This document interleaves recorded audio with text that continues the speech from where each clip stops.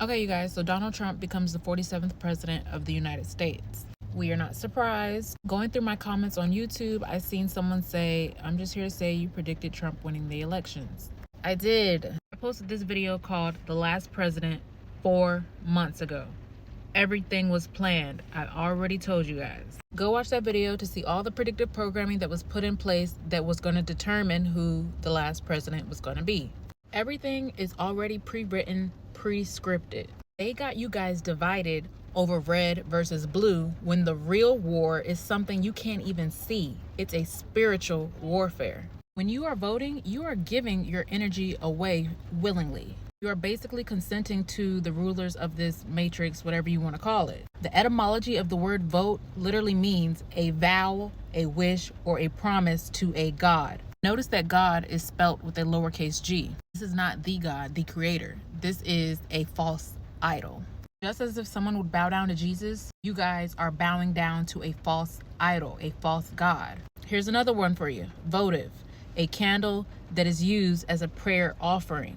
This right here is nothing more than a ritual to a false god. And y'all made a promise to that god unknowingly. So ask yourself, what god did you vote for? But like I said before, I already knew that Trump was going to win, not just with the predictive programming alone, the fact that Trump is connected to Elon Musk. These two are going to be a force during these upcoming years. And I even predicted that 1 year ago. In this video right here, I explained to you guys how these two are connected and how they are going to work together for their agenda. That was 1 year ago. And then we got this happening that completely confirms everything that I was telling you guys. Donald Trump is the best candidate to help roll out this beast system. And if you don't know what I mean when I say beast system, I mean this Neuralink brain chip that Elon Musk is trying to promote. That Elon Musk stated himself will replace cell phones within the next 10 years. Elon Musk is a figurehead for this beast system, so of course they are going to make him likable. He's likable to the younger crowd, and he's likable to the older conservative crowd. People are what sells products and ideas. The people. The powers that are in control of us, they understand human emotions, and they understand the connections that we make to certain characters. These two are characters, actors, whatever you want to call them. Now, this is a tweet from Elon Musk stating that the prophecy has been fulfilled. Either he is trolling hard as hell, or he is blatantly letting you guys know that everything that was supposed to happen is unfolding before us. He even tweeted a picture of him and Donald Trump with the caption, Novus Ordo Seclorum. That is Latin, and it stands for the New Order of the Centuries, which is the same quote on the dollar bill. The New World Order. This New World Order was the plan all along. Time magazine released this cover before the second assassination attempt on Trump's life. He's in a golf cart, and the caption says, "In trouble." Is that not predictive programming, you guys? Donald Trump was rushed to safety at the golf course. They are trying to make him a martyr. Those assassination attempts were planned. They were meant to gain Trump more supporters. Now, this right here is a cover of The Economist magazine. And this was basically their predictions for 2024, what we're already going through. They made this cover in 2023. On the right over here, we can see the silhouette of Trump with a question mark. Then he has a dove above him. Doves represent peace, purity. Then on the left, we have the silhouette of a woman with missiles above her, which represent destruction and chaos. This was letting us know that Trump was going to go against a woman during the elections. And then as you see here, it shows an hourglass and the time is running out. They're letting you know it's getting closer and closer to the New World Order. And then here you can see a hurricane, which we already know the government can modify and control the weather. And you see some type of mineral or resource down at the bottom. My guess is that these are lithium. I say that because the lithium here is powering this electric vehicle. All electric vehicles use lithium batteries. North Carolina's dormant lithium industry is suddenly hot again. Rising demand for lithium and electric vehicle batteries has sparked a comeback for North Carolina's lithium mining industry. And it just so happens that the same place that has all the lithium was severely impacted by Hurricane Helene. Why would there be such a need for this lithium to power these electric cars? It's because the government can control the electric vehicles. Guys, remember the movie Leave the World Behind? Some more predictive programming. In the scene with the Teslas, that were being controlled via remote access? That is the plan. The government wants to get rid of gas-fueled cars. They want full control. Our good old friend NASA, deceivers, have a whole fleet of cars from the 1970s. What do you think that's for? Why does NASA have all these old school cars? My thoughts are they're cars without computers in them. All from the 1970s. They're preparing for an EMP blast. What's odd is they're not just old school NASA cars. Here's a news car. They have a whole fleet from NASA vehicles, semi-trucks, ambulances. Perhaps this is where that $50 million a day budget is going. Because we all know it's certainly not getting us into space.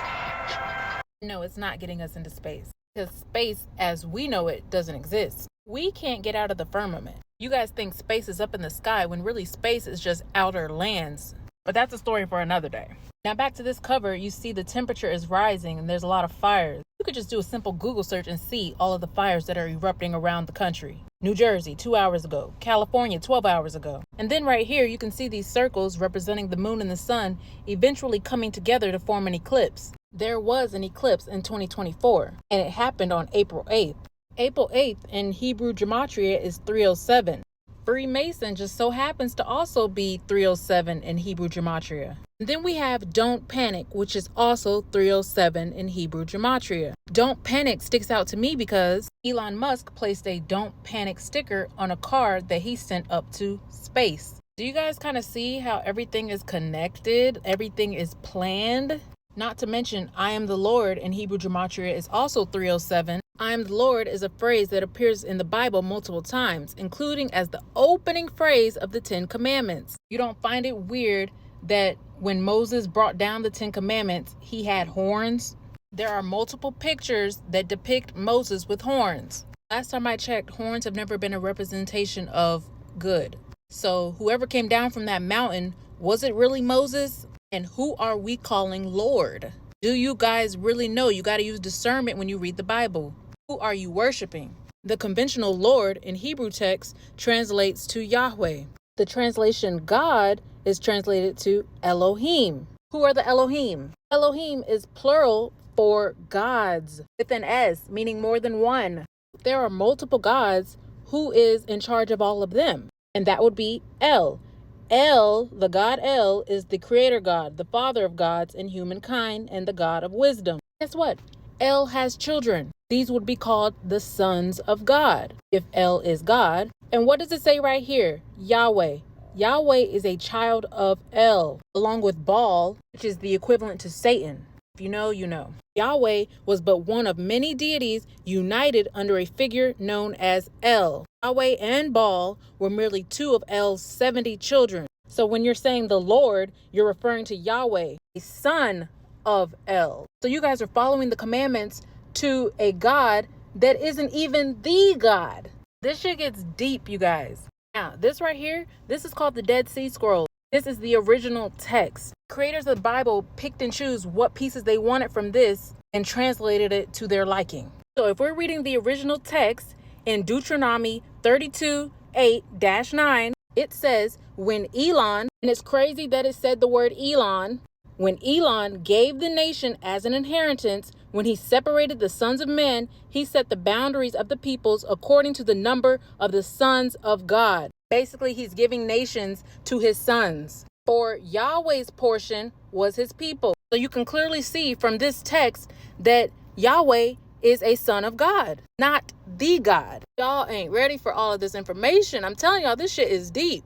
That is part of the reason why it is so scary that this prophecy is being fulfilled. This new world order is being fulfilled. Now, there's some more predictive programming that I would like to tell you guys about that's going to predict what's going to happen next, meaning for the rest of this year and next year. But that's too much for this video, so I'm going to save that for the next video.